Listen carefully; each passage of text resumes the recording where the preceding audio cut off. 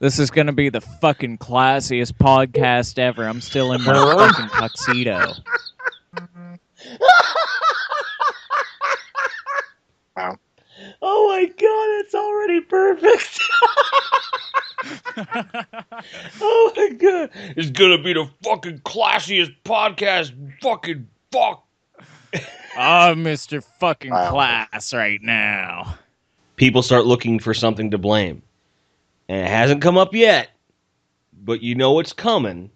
Video game on the chopping block this year, like what game is going to be the one they blame?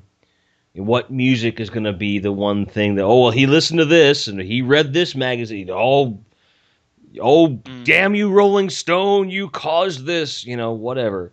Yeah, it's kind of silly that, like, in all this time, we haven't really come that far from blaming Doom and Marilyn Manson and Columbine.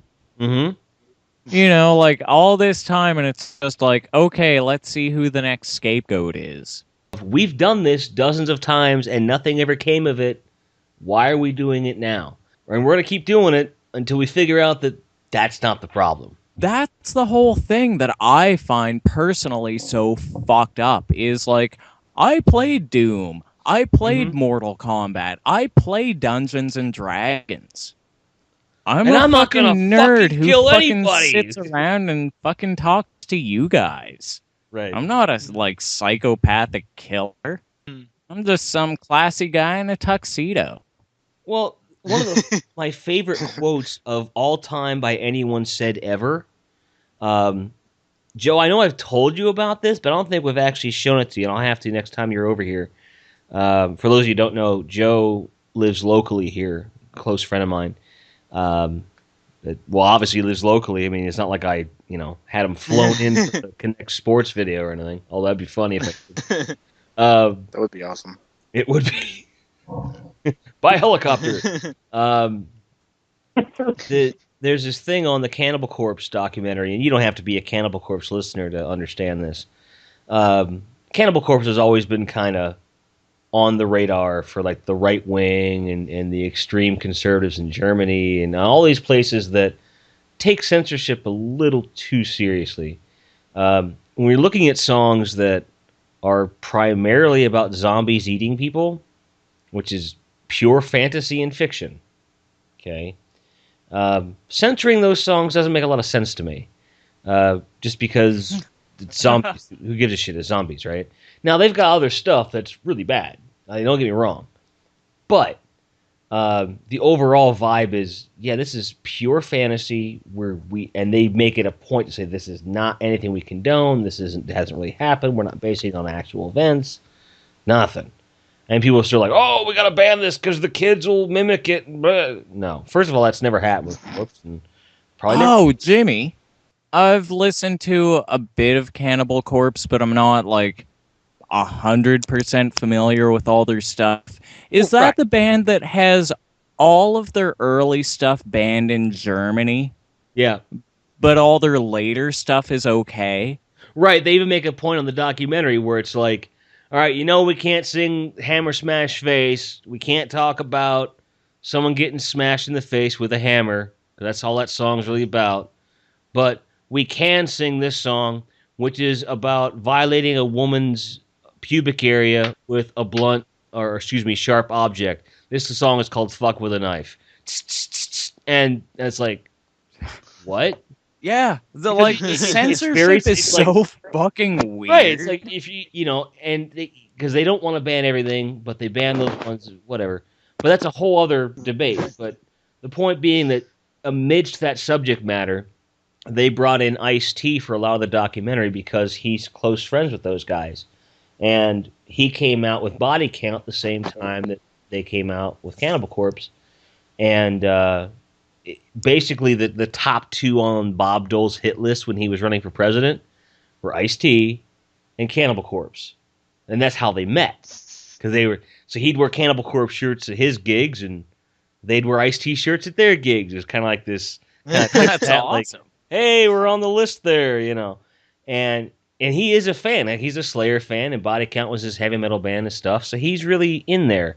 And This is a recent documentary. He's on NBC Law and Order show, and he's talking, yeah, fucking Cannibal Corpse records, and yeah, which is great. You know, it's just like the whole.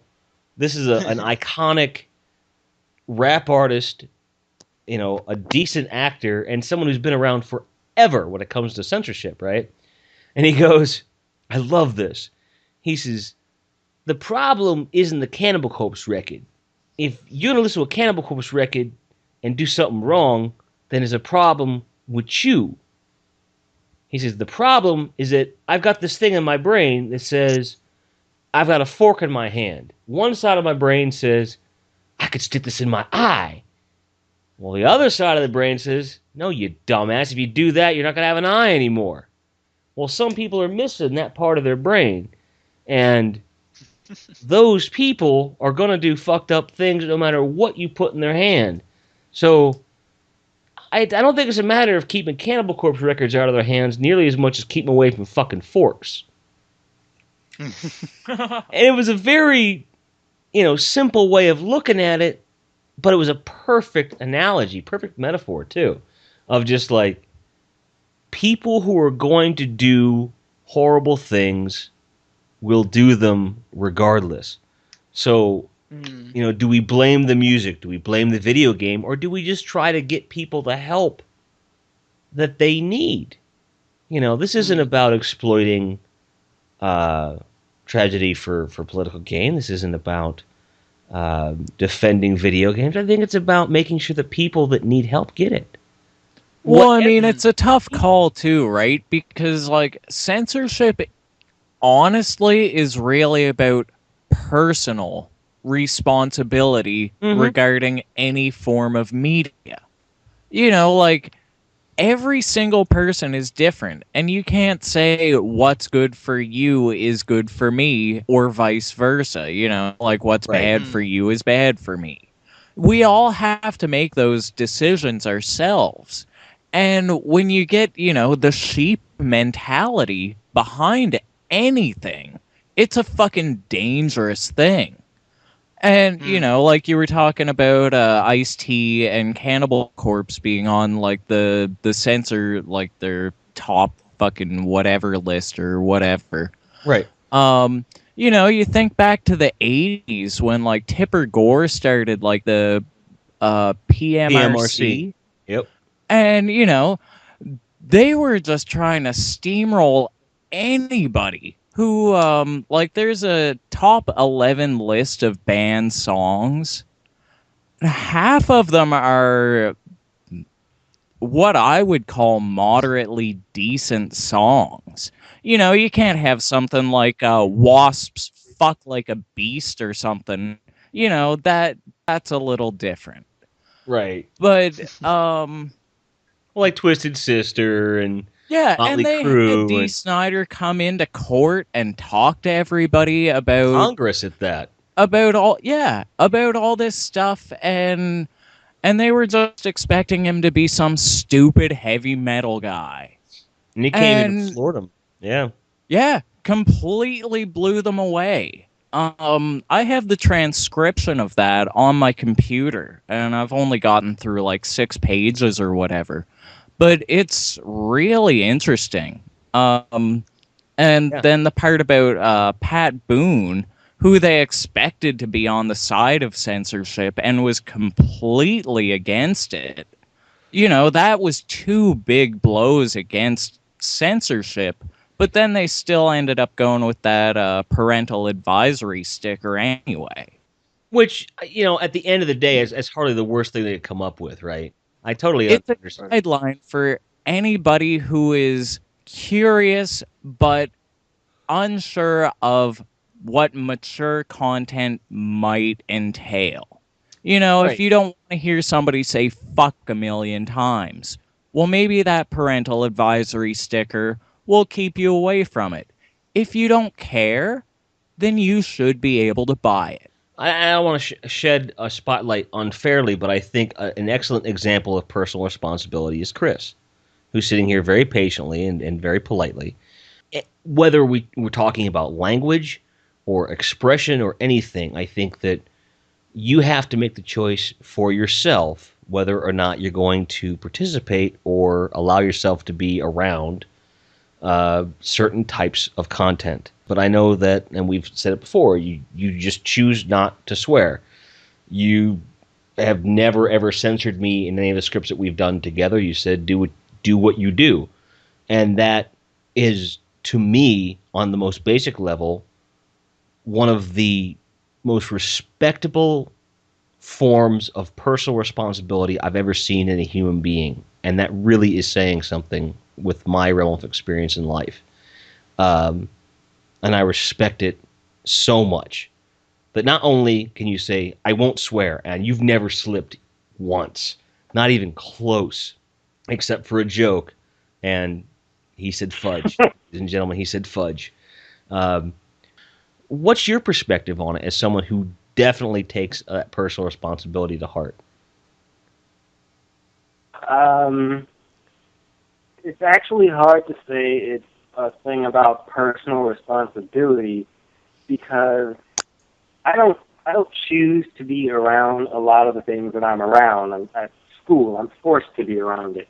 Mm-hmm. But involving myself in it is something I just never did, and I really actually don't chalk that up as being personally responsible. I actually chalk it more up to being just antisocial. I just separated myself from people in general for a long time. I didn't pick up mannerisms from anyone else. And then I just started, as I got older and grew out of that, I just started to think, and the whole cursing thing, and I grew out of it. I didn't just not curse. I just outgrew it. And the thing with me was that I like to understand things, and like Troy said in the one podcast, curse words are very forceful words, but they're not very descriptive. And the whole thing with me not cursing is mainly just I would rather hear a coherent thought. Because when someone says, you hear it all the time at my school where everyone's replacing actual adjectives and comparisons with swearing, and it gets kind of grating when you can't articulate an actual thought without it. Mm-hmm. And I'm not going, like, when people do it, I don't care. Like, people are going to do it, whatever.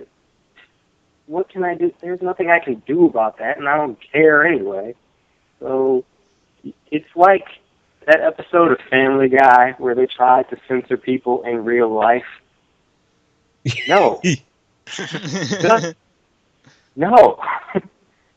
So if you're going to censor yourself, which I really don't censor myself at all, I have a joke where if I actually do have a swear in mind, I just leave it completely blank. Mm-hmm. Like, I start the sentence, and in the word, I just say nothing. And know what was in my mind to say. But at the same, it basically comes down to your, I don't know how to say this, to your thought patterns and how you perceive the words themselves, such as words like, the more colorful four-letter words. I don't perceive the words themselves as particularly being evil or bad or whatever. It's the context. It's the context, exactly. It's like if you're going to tell someone to screw off, then, that's kind of offensive in some circles and some, depending on, if they deserve it or not. I'm just saying. Right. I think very fairly that Jimmy D deserves to say it on a lot of those topics. I was rooting for you when you didn't do that. One could argue, and this is something that if someone ever brought it up, I'd be happy to tell them that, could I take all of the curses out of K Thanks Die? Yeah, I could. And it could be very forceful. But I could also argue in the case of that show, when it is meant to be very succinct, to the point, and have high energy, if I did take the curses out of that particular forum, okay, that particular context, and I really said what was on my mind at length, first of all, the show would be a lot longer, because you all know I can talk. Secondly, if I really went to the depths of what was on my mind about that subject and gave the audience everything I thought that I felt was right, one, I would be guilty of the I'm right, you're wrong nonsense, which I'm not for at all. Also, many people in the audience would cry and never watch the show again. So it's much easier to use a curse that they can laugh at and go, ha ha ha, he doesn't mean me. But then they have to go off and think about it subconsciously. And in that case, the curse word is used to mask a much, in my opinion, deeper point. You know, and I'm using it to that end. I've always had. Well, yeah, and that's just it as well. It's not you; you're playing a character as well, and it fits the character that he would swear swear that. But I'm right, and I'm using it as not necessarily a weapon, but it just kind of is a vehicle. Because that whole show, if you haven't figured it out by now, folks, that show is only designed to start a conversation. I do not write that show to be, this is the be-all, end-all of the subject. There's no opinion you can boil down to 1 minute, unless it's a really, really base, simpleton opinion.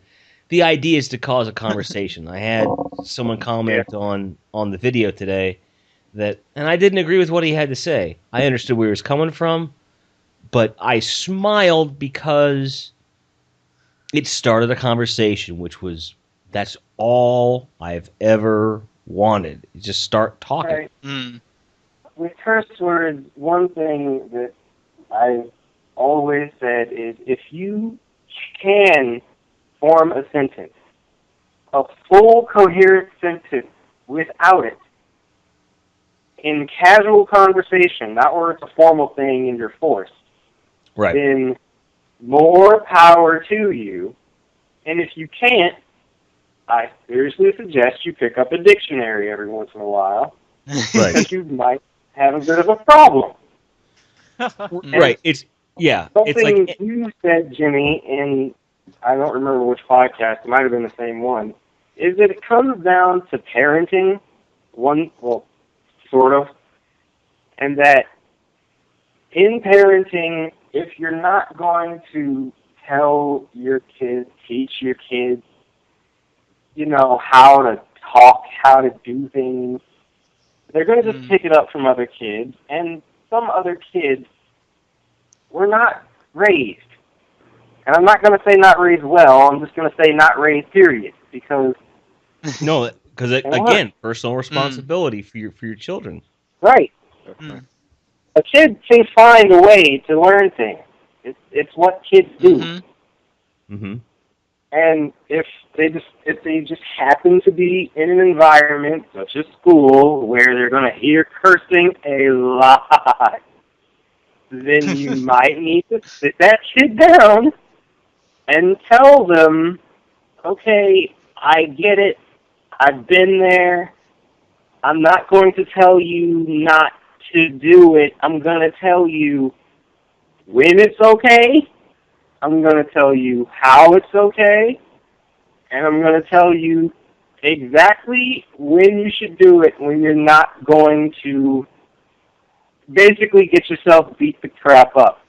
This is a perfect segue, Chris, into Joe. For those that... and I'm just going to throw it out there. Depending on how I've edited this, you may not know that Hobo Jojo is sitting here with us from the That World Plays videos, and he's a good friend of mine, and he's a parent. He's got 2 little girls, and I think this is an excellent question for him.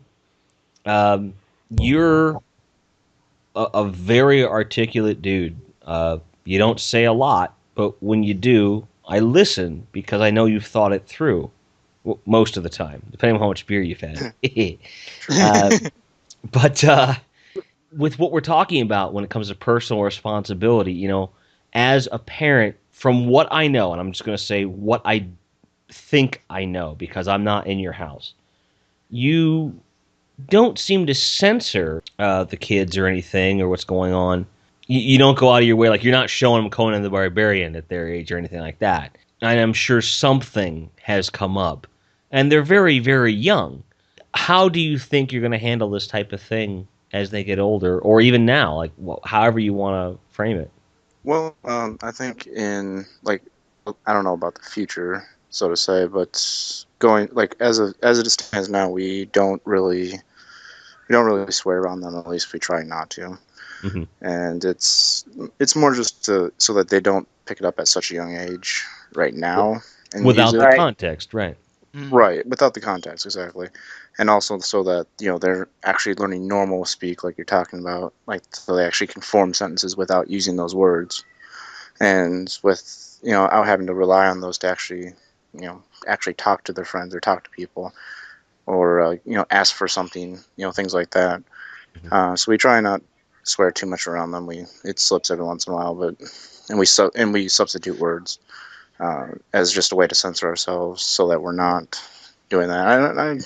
I don't swear a lot unless I'm with you, Jim, or by myself kind of thing. Or if What I'm does that mad. say about our friendship? Well, we swear a lot. It happens. We're usually drinking though, so that plays a big part in that. Yes, it does. Yes, it does. So that kind of loosens my tongue on that. But so again, and I don't swear a lot because at my work I can't swear. Around the kids I can't swear, so I don't have a lot of time that I can swear necessarily. I have a least that limited I amount want of to time swear. in my schedule where cursing is something I can Is do. allowed. So when I do, oh my goodness. It does have. It does tend to slip at that point, but and not just that though. There's certain movies we don't watch or certain things we don't watch. I don't play certain video games around them. I haven't censored them like hardcore. Like they've watched me play Plants vs Zombies. They've watched me play Halo. They've watched me play a lot of things. And they know what zombies are. If you ask them, they'll say, "Hey, zombies eat brains" and stuff like that. But it's all fun and games to them. They don't take it seriously. But they understand that it's make believe. Yeah, they understand it's make believe and that It's all just fun play. and games till someone loses a brain. Right. Exactly. Here's a question. Do you mind us saying how old your girls are? No, they're 4 and 2. I'll say it. 4 and 2. So they're very, very, very, very young. Yes.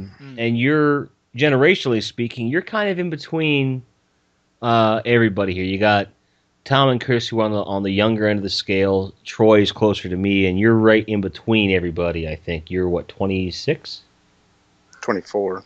Well, there you go. So you're right. You're smack in the middle. So you were you were about their age when the original Nintendo came out, or not long after that. Right around that time. Yeah. What is your first memory of a violent video game, and what was it? Oh, first memory of a violent video game? Yes. Let's see. I remember my brothers and dad playing on the Atari a lot. They played. So there's something there. I don't know about first memory of violence. Like some of the first ones I remember really would be like that were actually bloody. Would have been like on the PC actually. It would have been like the original Warcraft, things like that. And I actually semi-played those because at the time when they were out, I was old enough to kind of start getting onto computers and stuff. But I watched my brothers and dad play those a lot. So those would probably be the favorite. I did actually, yes. That would be another one. Doom and Unreal Tournament. I remember those. Okay, like so let me just frame this for our listeners. You're a 24-year-old man. You have $2, 4 and 2. You have memories of playing the original Warcraft, Doom. You're a professed heavy metal listener. You do occasionally drink. You do curse from time to time. You're gainfully employed, and without naming names, you're employed with one of the largest and quickest growing companies in the entire world, and very good at what you do. It's not a Joe job, no pun intended. And here's the big question. Have you ever murdered anyone? No, I have not. Have you ever maimed anyone? Well, I've maimed you at video games many a time, but especially when we played Halo. But no, in real life, no. Ah, we were on the same team, Farb, the same team. Yet I still maimed you. Yeah, well, you know. What does it say about you? I think I said it best in the Halo the Plays Halo 4 video when I'm like, I don't want to play.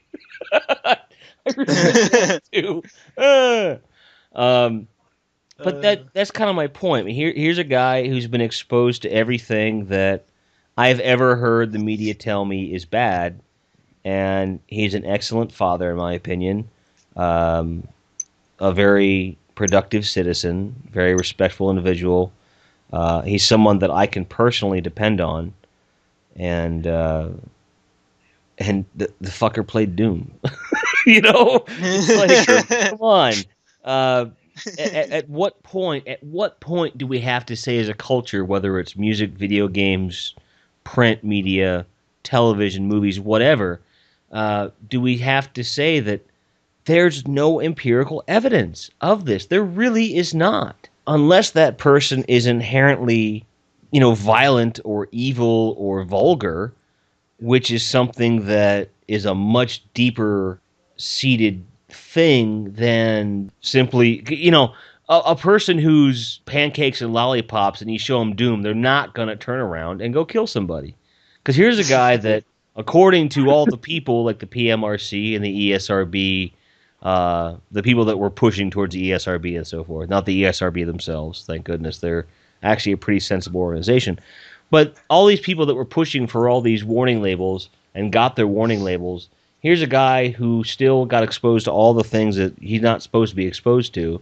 And he's a respectable, productive citizen and a loving, caring father that is very articulate and a good man. So, right. And this is one example of that. And there are millions of guys just like Joe. And maybe they don't listen to heavy metal or drink or curse, but they did play Doom or whatever. There's varying degrees of all these things. He's just one example, and I pointed him out for that for a specific reason. I used Joe as usual. Here, sit here and play this game. I'm going to turn the camera on. Huh? Just play the damn game. I need to make 10 cents this week. But that's to me, it's the bottom line. I mean, if you want empirical evidence, look at guys like Joe, and many people in Joe's direct generation, if only in this country. Most of the people that Joe works with are his age and play games and listen to music and all this stuff, and they have varying degrees of intelligence. I'm not going to lie. However, none of them have killed anybody. And they all like what they like, and that's that. And it's just entertainment, and that's that. And I think a lot of it has to do with having either solid parenting or some kind of solid social background that they learned morality that way. They didn't allow the games to... those weren't where you're forming... I cannot think of a medium that taught me by itself, in and of itself, this is how I should behave. It's given me examples of things that I've been taught or later learned, but never, hey, Lethal Weapon, he's got a mullet. That is right and true. I will get a mullet. You know what I mean? A big one for what people... This was an excuse back in whenever the heck this was. But back when comic books were getting really big, and superhero comics were getting really big, there was the whole stuff about Superman and kids were jumping out of windows and thinking they could fly. It's not the comics' fault. These kids are not bright. Parent them. Parent. Why are you not watching this kid anyway? He's clearly like 3 or 4 years old. He got to a window and jumped out of it can't blame the comic for that. Blame you. You're supposed to watch him. The boy was like 4 or something. Right. Right. Why is it so easy to just say, "Well, it wasn't the parent"? That's a load of bull. At some point, some blame has to fall on the parent for that. Do I want those parents of that child to have the soul crushing realization that they may have been an indirect cause of the child's death? No, not really. I don't want anyone to have to go through that. I'm a father. I don't want anyone to have to feel that kind of guilt. However, there is a degree of responsibility that one has to accept when parenting a child. And for whatever reason, in our society where media is king, we've decided that we're just going to let them take the fall for us. You know, McDonald's.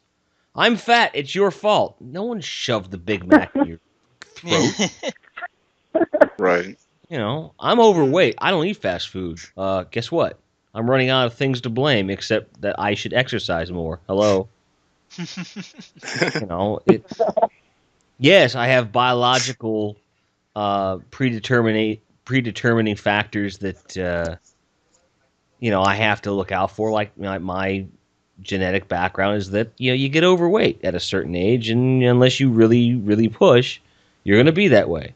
So it's either accept being overweight and the health risks that go with it, or do something about it. And that's something I have to take responsibility for, whether it's media or whatever. I think that there's just a prevailing trend in society as a whole, in the world, but especially in the United States, that it's not my fault.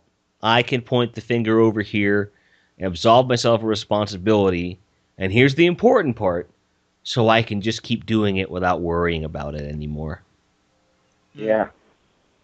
Said the guy drinking wine and smoking cigarettes. I understand that ingesting alcohol and smoking tobacco is a choice that I have made. I can also choose to end it when I feel like it. But that's the key. I've made the choice. And that's that. I don't blame the cigarette companies for me smoking. I know why I smoke. There are a lot of reasons. The fact that cigarette companies exist isn't one of them. You know? I don't drink wine because it's there. It's not like climbing a mountain, per se.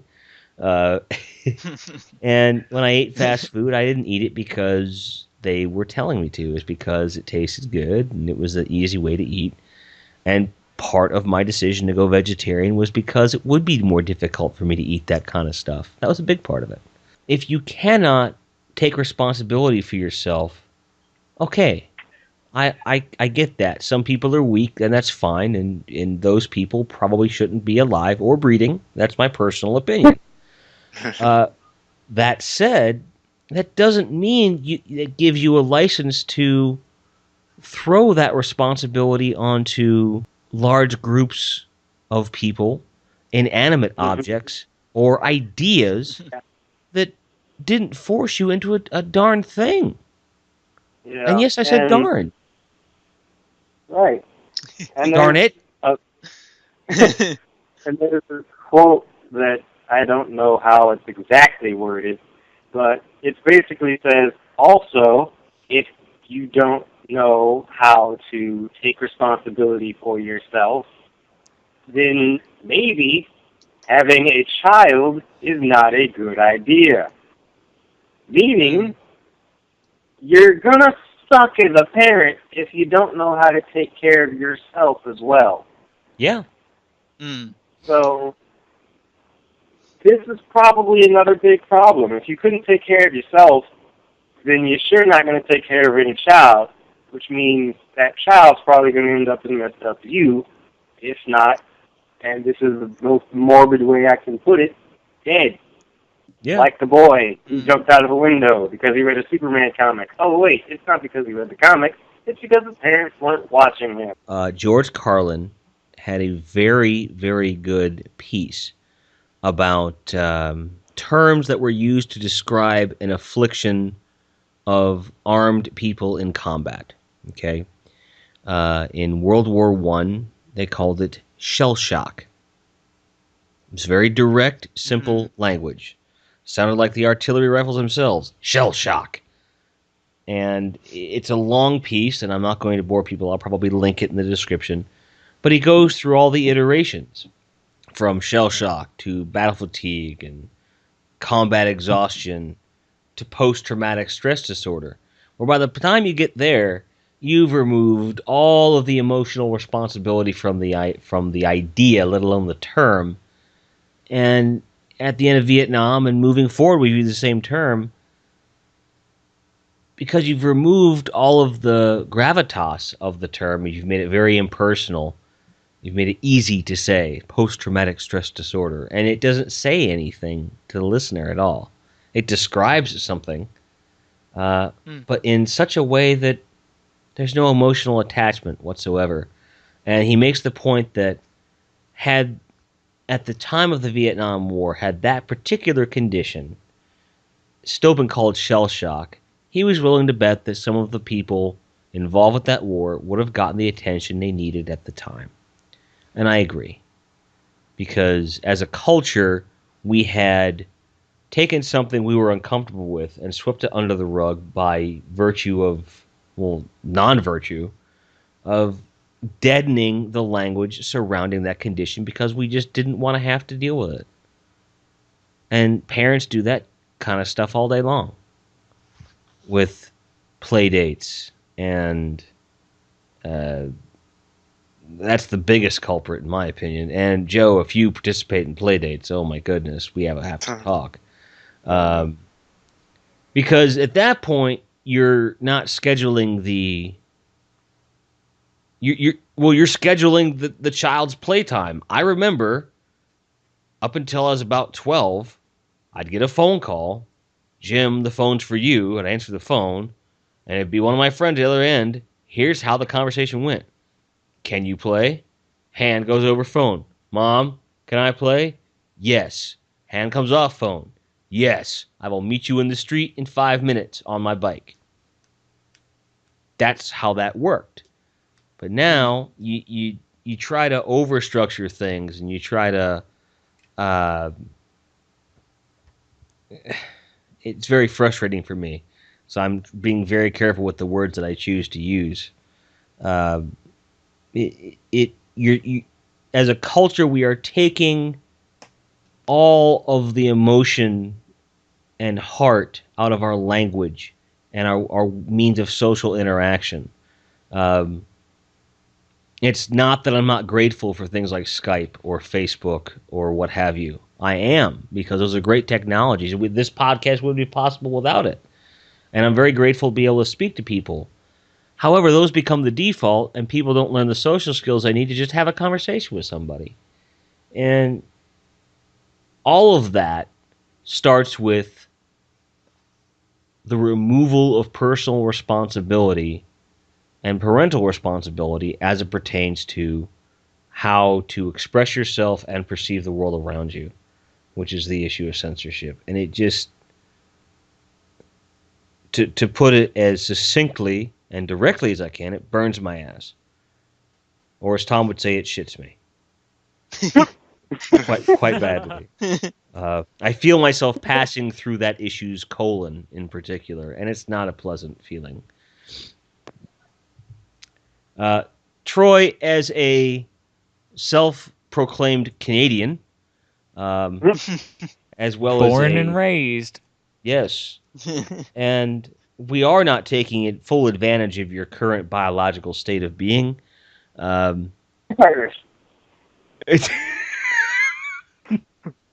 I would really like to hear you go off on a monologue such as what I did, and I'm really not going to interrupt you this time. I'm actually going to mute my mic probably, because I really want to hear what you have to say on this one, because I know you got a lot. All right, yeah. Well, just going back to the personal responsibility and how I relate it to my online persona. Because what I do in videos is somewhat different than what I do in podcasts, especially tonight. Yes. The restraints have come off a little tonight, as you may have noticed. But when it comes to my videos, it almost becomes the responsibility of what is this video trying to say? When it comes to something like my family circus parodies, I've had people say to me, like, what's the point in making these, vulgar cartoons?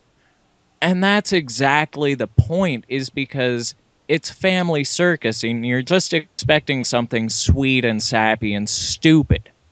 But I also grew up with Mad Magazine, with the snappy answers to stupid questions sections. I love those.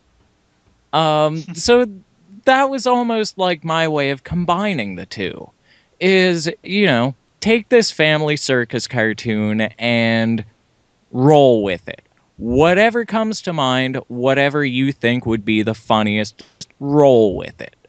And yeah, some of them turned out cute, some of them turned out incredibly vulgar. And I'm totally fine with that. But that's the point. Now, when it comes to something like advertainment, I think I've mentioned this before, but for that, I try not to swear. Because, number one, I'm trying to reach a larger audience, and swearing does eliminate a certain portion of the audience. Number two is just, if you've watched the episodes, you'll notice that I've kind of sworn, but then, like, I'll get cut off midway. To me, that's way funnier than actually saying the whole thing. And it's just a personal choice. But it almost comes down to, like I was saying before, whatever the context of the medium is. Family circus can go vulgar as hell. Advertainment is what I would like to think is a PG show. Like, I'm not trying to do anything too sick or gruesome or anything like that. I'll save that for other videos, and I'll tag them as such. But it also becomes your responsibility to look at how I've tagged my videos and decide whether or not it's something that you would want to watch. Here's something that's interesting to bring up. I tag the K Thanks Die stuff as unrated, specifically because I want them to know that there's no filter.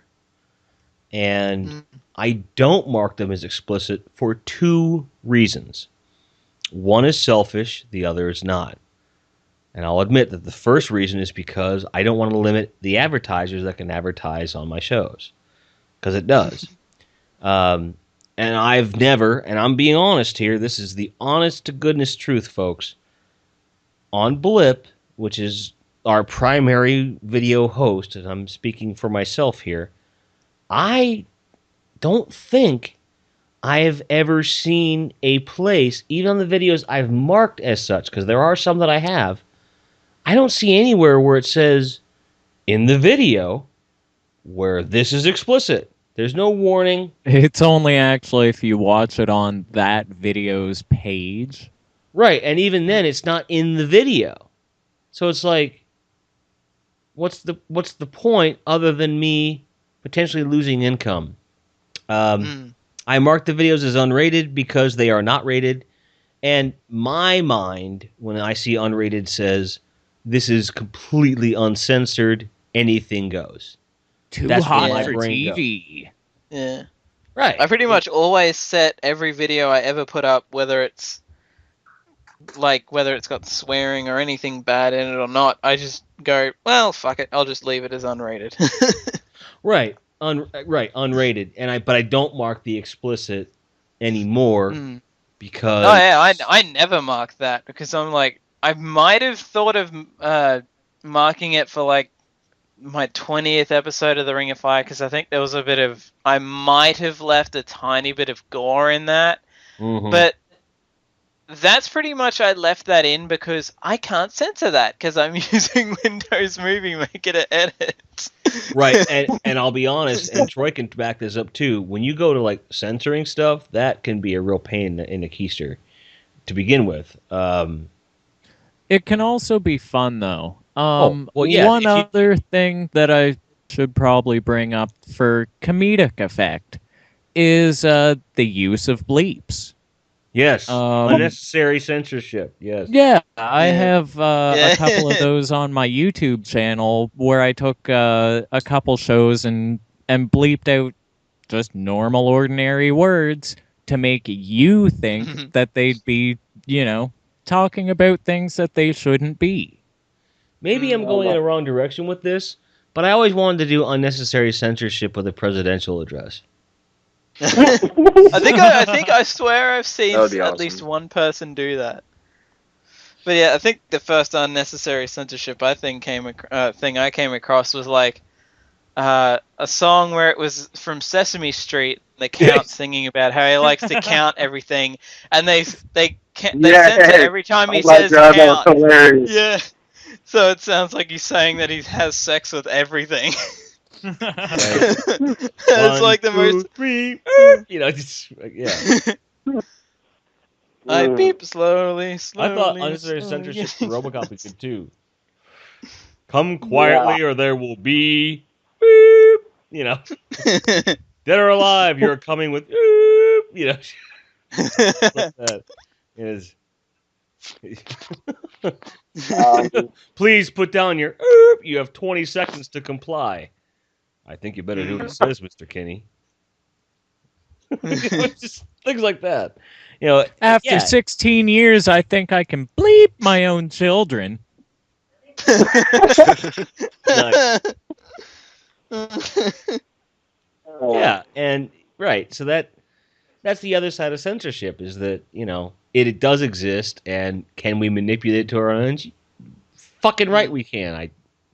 I'm bringing it. And I guess that is the funny thing. Sometimes when people edit, have to like censor stuff on Blip or wherever, where they have fun with it, where like some reviewers will put their own face over it, or like an animation of their face or something, and those smiley faces and just stuff like that instead of just a black box. Oh yeah, like Hagen does that a lot. Nostalgia critic for goodness whenever there's nudity. The what now? Nostalgia critic. Whenever there's nudity in something, he puts pervy goodness over it and we'll move on. Or kittens. He's done kittens a few times too, which I love. He's done kittens? I missed that one. He did it in, what was the crossover he did with the Amount of Hagen? Oh, that was Heavy Metal. Yeah, Heavy Metal. Yeah. That review was cluttered with it. It was so funny. And Hagen was the one that edited that, actually. Oh, really? Yes. These are all things you have to take into consideration with your audience. Are they going to have time to watch it? And then the time in which you release something. Would I have put out the Hellraiser review this week? No. That is not something that people want to watch this time of year. Well, you never know. True, and I still get views on Hellraiser, but I'm saying that in general, your general audience, you have to be. I take responsibility for. All right, yeah, we're putting out holiday stuff now because that's the thing to do, and I had my fun with it, and everyone's going to have their fun with it, and so on. But. Is it a form of censorship to say, yeah, I'm not going to put out a Cannibal Holocaust review on, Jesus' birthday or Devil's Advocate? No, I'm not going to do that. Not necessarily out of respect for Jesus and nothing against Jesus. He's a good dude. I dig him. We're tight. It's cool. But, my personal beliefs aside, and I think they're fairly obvious, but it's just not something, because I know my audience well enough to know that I have people of all faiths, creeds, and colors in my audience, and there are just some things that I personally do not think are appropriate, and I think would be disrespectful to do, because I know what I expect the last 2 weeks of December out of any given year, and blood, gore, tits, and ass are not those things. Although I will watch those things myself personally, but as a viewer, I don't expect that from my entertainment. You know, if Angry Video Game Nerd put out a porn this week, would I watch it? Yes. Did I expect that? No. But I'm not sure I would watch that. But it's just not. It's not contextually appropriate. See, now that's probably going to happen. I hope so. Someone on the internet will have heard that, and that will happen. Him and Pat, the NES nerd, friggin'. Well, friggin'. They're just friggin' each other. That'd be great. I'd watch it. Sure. And Pat, if you're listening, which I know you're not, you're too busy. But if you are, you're just creepy enough to pull that off, and I respect you for that a lot. It's really hard to maintain that line between earnest, genuine, I love video games, and I'm creepy and would potentially murder your family if you rejected me. He's good at it. He's really good at it. But it's just, again, whether it's you as a parent, you as a person trying to express yourself, or just there's responsibility that we should be taking every day. I realize that, like, as a producer, just to kind of continue that line, there are certain lines that I won't cross. Not many, but they are there. And I just say, here's the things that I just won't talk about.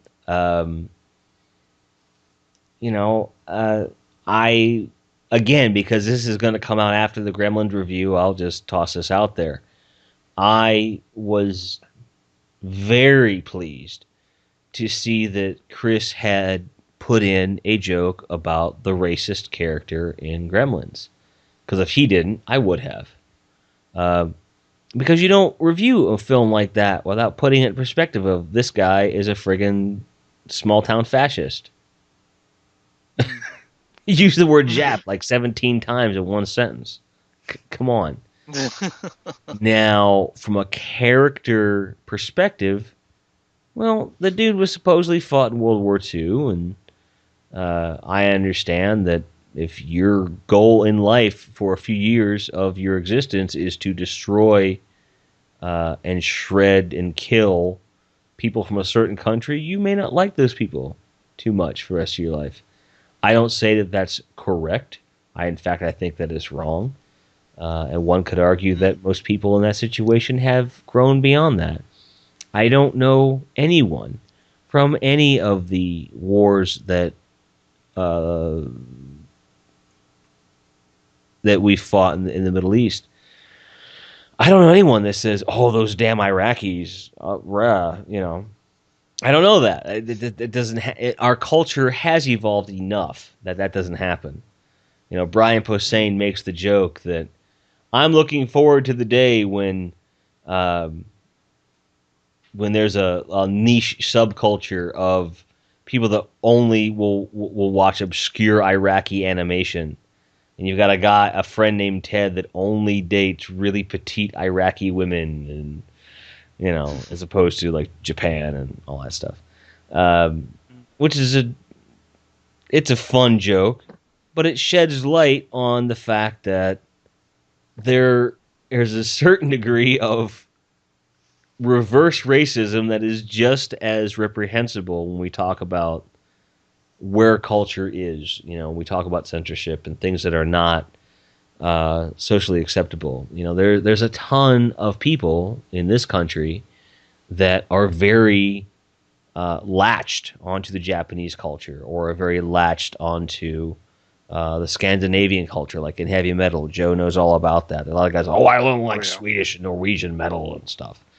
And they feel a kinship to that or whatever, and that speaks to, this nationalism thing, and that's a whole other podcast. Nationalism, just fuck that. I hate it so much. We're all human beings. We all got a liver and a kidney. Well, at least one kidney, I should say.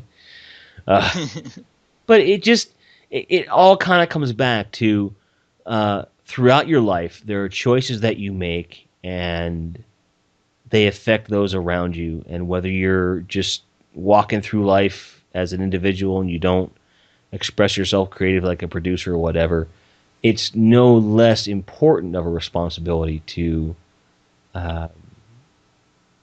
be aware of what you're saying, what you're willing to hear, and so on. To put that responsibility on a larger body of society or government and try to make some kind of universal, this is the line right here. That's irresponsible, and it's, in my opinion, it is wrong. Because you're removing not only the responsibility, but the choice. That's all this is about, is the right to choose what you feel is proper. You know, as long as you're not killing anybody and you're not talking down or belittling another social class, race, belief system, what have you, and you're happy, then you're fine. That's cool. We're good. I don't know why it has to be more complex than that. And I don't understand how it's so difficult to grasp this concept and why this debate constantly has to come up in our culture. It's because getting answers from other people is a lot easier than making them for yourself. And a lot of people are just willing to believe whatever they hear, or whatever they read, or whatever they see, and go by that. It's that simple. People are afraid to make choices for themselves. Troy, I agree completely with everything you just said and would like to immediately download all of your video content and merchandise. I will pay for it in scabs. Thank you for taking that. Are you sure you're drunk? No, I was being funny. I was simply making the point that I agree with Troy. You can send me money, though. Right. Yes, please go to thatrule.com and click swag and buy merch. We appreciate it. Or just watch my stuff a whole bunch of times. It'll add up eventually. Yeah. Since I brought up my my title thing on my Blip page, I just looked at the bust image of Cynic with the movie posters behind him of all those terrible movies. When I originally did, I did do a Spider-Man 3 review once, and it was a crossover between two of my own shows.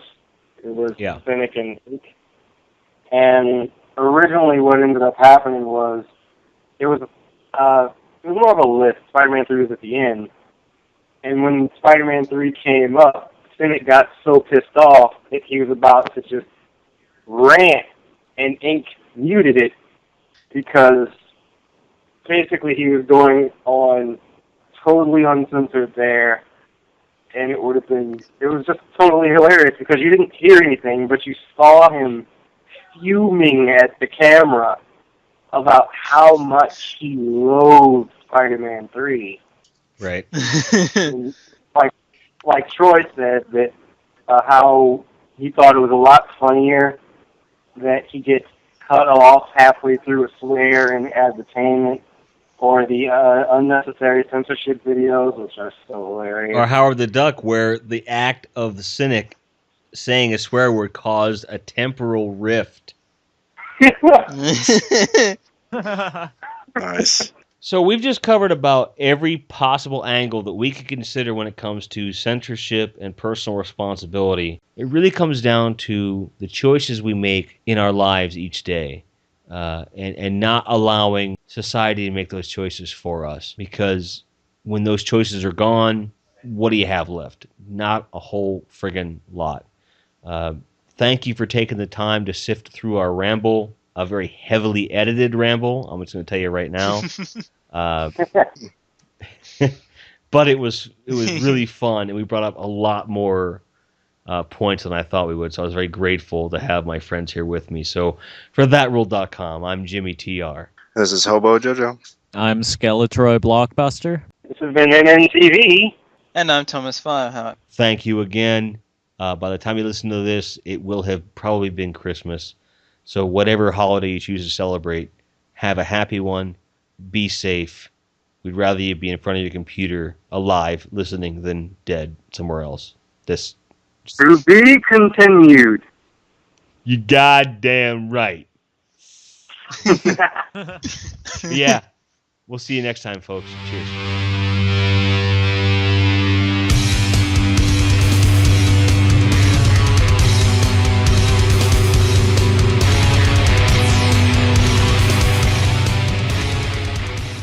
I need to make 10 cents this week.